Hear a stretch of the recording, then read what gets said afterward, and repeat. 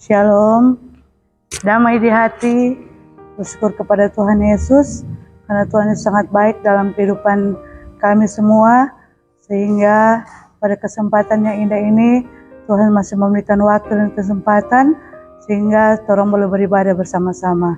Sebelum kita akan beraktivitas, kita akan mendengarkan firman Tuhan, dan akan merenungkannya. Mari kita berdoa. Ya Tuhan Yesus, ya ada dalam kerajaan sorga, kami bersyukur kepadamu ya Tuhan, atas segala kebaikan yang Engkau berikan di tengah-tengah kehidupan kami, sehingga ya Tuhan, Engkau masih memberikan waktu dan kesempatan hingga sampai pada hari ini. Ya Tuhan Yesus, ya ada dalam kerajaan sorga, saat ini ya Tuhan, kami akan membaca dan akan merenungkan firman-Mu. Ya Tuhan Yesus, Engkau senantiasa membuka hati dan pikiran kami, agar supaya firman yang kami dengar sebentar tidak lalu begitu saja, melainkan dapat kami mengerti dan kami pahami dan boleh menjadi berkat dalam keluarga kami dan juga bagi orang lain. Ya Tuhan Yesus, berkati juga hamba-Mu ini, Dia akan bahkan firman-Mu, turunkan Roh Kudus kepadanya, urapi dia, berikan dia selalu kesehatan, kekuatan, agar supaya apa yang dia katakan itu benar-benar sesuai dengan kehendak-Mu. Berfirmanlah Engkau kepada kami semua ya Tuhan Yesus, karena kami sudah siap dan rindu mendengarkan firman-Mu. Dalam nama Yesus, amin. Bapak, Ibu, saudara-saudara yang saya kasih dalam Tuhan, baiklah saat ini kita akan membaca Alkitab yang terdapat dalam Yohanes 15 ayat yang ke-6. Firman Tuhan berkata demikian, "Barang siapa tidak tinggal di dalam aku, ia dibuang keluar seperti ranting dan menjadi kering, kemudian dikumpulkan orang dan dicampakkan ke dalam api lalu dibakar." Sekian jauh pembacaan kita pada pagi hari ini. Diberkatilah kita semua yang sudah mendengarkannya dan yang akan melakukannya. Saudara-saudara yang dikasihi dalam Tuhan, tema kita saat ini diberikan judul Hidup di luar sesuai Kristus dibakar. Bapak, Ibu, saudara-saudara yang saya kasih dalam Tuhan, kata hukuman adalah sebuah kata yang sering dipakai berhubungan hukum. Ketika ada orang yang melakukan perbuatan jahat, misalnya menghilangkan nyawa orang lain, pasti akan dihukum. Keluarga korban akan menuntut supaya hukuman bagi pelaku kejahatan harus setimpal dengan perbuatannya.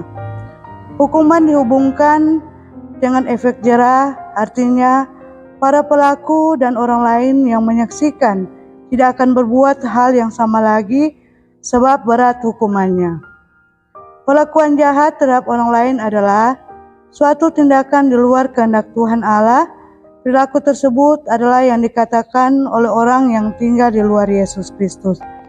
Bapak, Ibu, saudara-saudara yang saya kasih dalam Tuhan, keberadaan orang yang tidak tinggal atau di luar persekutuan dengan Yesus Kristus digambarkan seperti ranting yang dibuang dan menjadi kering lalu dikumpulkan dan dibakar.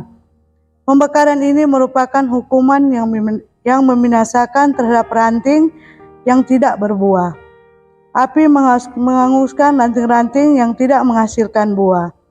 Dalam kitab Yeskiel 15 ayat 6 telah dikatakan, beginilah firman Tuhan Allah, seperti kayu anggur di antara kayu-kayu di hutan yang kulemparkan ke dalam api untuk dibakar, begitulah aku lakukan terhadap penduduk Yerusalem.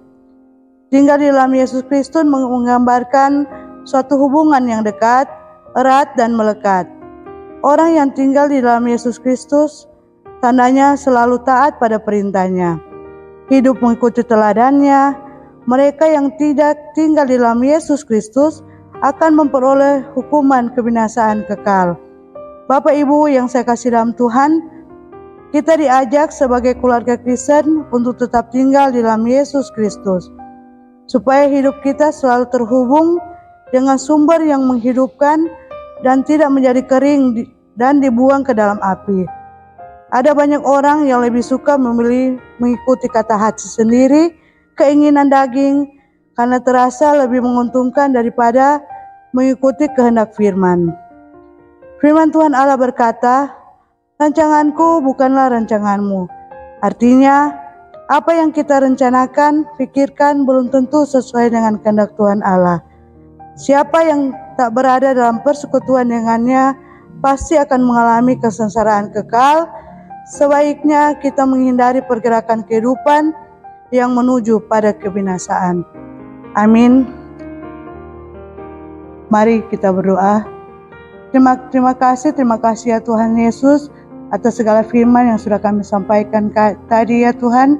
Ya Tuhan Yesus, firman yang kami sampaikan tadi boleh menjadi pedoman dalam kehidupan kami, dan ikatkanlah kami ya Tuhan sebagai tali kasih untuk menghidupkan dan menghasilkan buah yang baik, entah itu dalam keluarga kami ataupun dalam keluarga orang lain. Ya Tuhan Yesus, ya dalam kerajaan surga, saat ini Tuhan kami akan melakukan segala aktivitas kami, dan ya Tuhan Yesus Engkau akan memberkati di sepanjang pagi hari ini, sehingga apa yang kami lakukan itu benar-benar menyenangkan hati-Mu. Inilah doa sembahyang kami ya Tuhan Yesus, dalam nama Yesus, amin. Ibadah kita pada saat ini telah selesai.